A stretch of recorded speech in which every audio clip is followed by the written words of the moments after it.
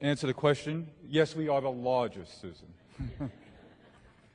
Well, it's a real treat to be with you here this afternoon. Susan, thanks for those wonderful words about American Express and your kind introduction. But it's a treat. I have the opportunity once in a while to travel around and speak to some audiences in the course of growing our company at 1-800-Flowers, and I get to speak to audiences around the country and increasingly around the world, but it's a treat not to have to worry about having an accent. Because those of us here in New York don't have accents, but some people in other parts of the country think that we do, and I'm frankly very sensitive to it because if you do any kind of TV work at all, sometimes you get funny little comments and emails from people about your accent, but I frankly have been, just between us, working with an elocution coach to overcome the last vestiges of a slight Queens, Brooklyn accent that I have. Because he's from Long Island, and I seem to be regressing just a little bit.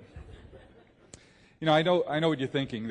You got these two powerhouses, 150-year-old companies, pillars of the business community here, New York Times and the American Express Company.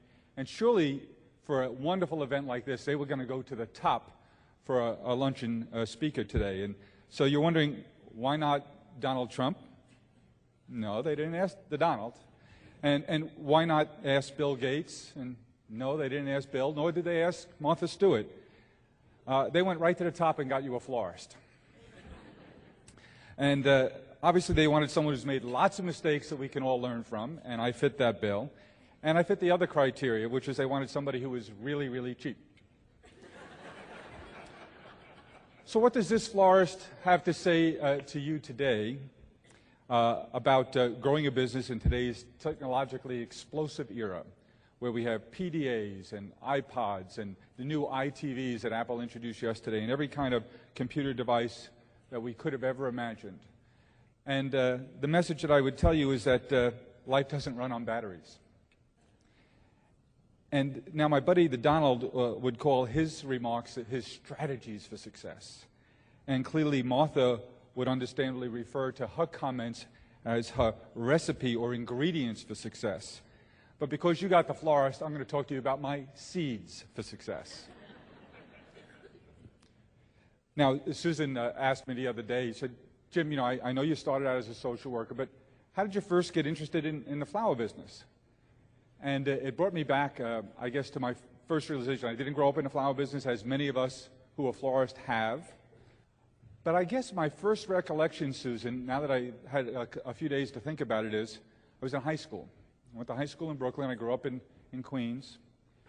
And went to one of those dances we used to have.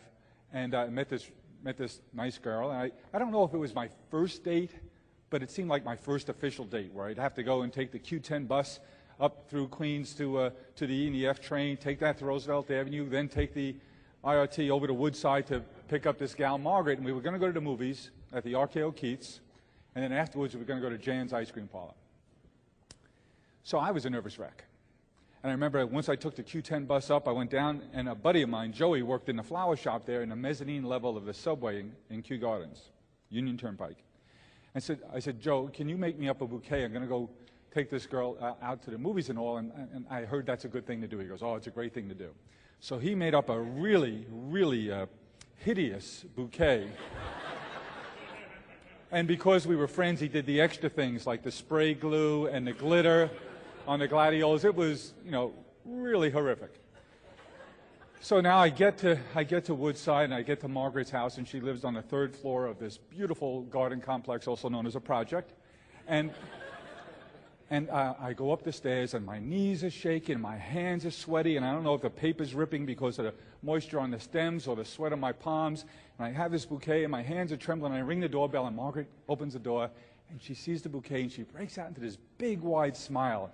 She takes the bouquet and gives it a big whiff, and then puts her arm around me, brings me over, and kisses me on the cheek. And I was startled and stumbled away, and she goes, what, did I do something wrong? I said, no, wait here, I'm going for more flowers. It was then I knew I had to get into the business where I could get this stuff wholesale. So let me take you back just a little bit in terms of the history. Susan was kind enough to mention that we're in business 30 years this past spring.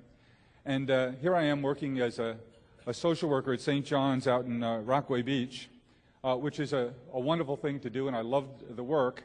But, and I'll tell you more about that later, but I don't know if you know this, but people who work in the not-for-profit social work field don't make a lot of money. And Mary Lou and I had married at that point, and she turned out to be incredibly productive, and we were knocking out children quickly. And they wanted to do some really strange things, these kids. They wanted to eat and buy clothes and go to school. And so I was always doing things on the side. My dad was a small businessman. He had a painting contracting business in Brooklyn and Queens where we painted funeral homes, schools, churches, synagogues, which bores the hell out of my kids because every time I drive, I painted that church, I painted that school. And my youngest son, Matthew,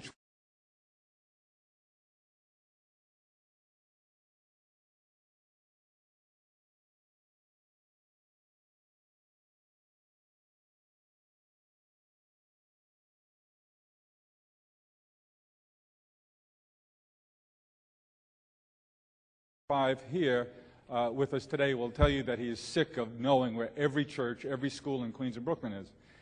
But growing up in that small business background, I was always doing those kinds of things. And I was looking for a retail business to get involved in.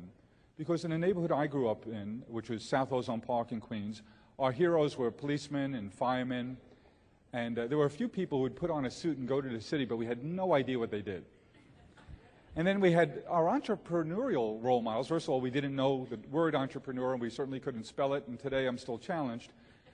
But the business role models we had were basically small store owners, small business people, store owners, shopkeepers. So there was one other entrepreneurial role model in our neighborhood, but his name was John Gotti, and my father didn't want me to pursue that kind of a career, although it did look quite lucrative. And so I was looking around for something retail to get into. Now here I am always working second jobs, and just a few blocks from here I'm working as a bartender. I'm fulfilling a genetic requirement for an Irish Catholic kid from Queens, tending bar on First Avenue. And I come out of there one night after we closed up with a buddy of mine, and he bumps into a buddy of his outside, and we get into a conversation. He says he's got this new business scheme he's going to go pursue, and he's going to be selling his little flower shop across the street. So I called him up a few days later and said, Nick, we met the other night. Do you mind, if you don't have a buyer yet, maybe I'd like to come and work there a couple of weekends to see if I like the business. He said, sure. So I did, and I liked it. And I scraped together with some loans and some money that I had, $10,000 to buy this 700 square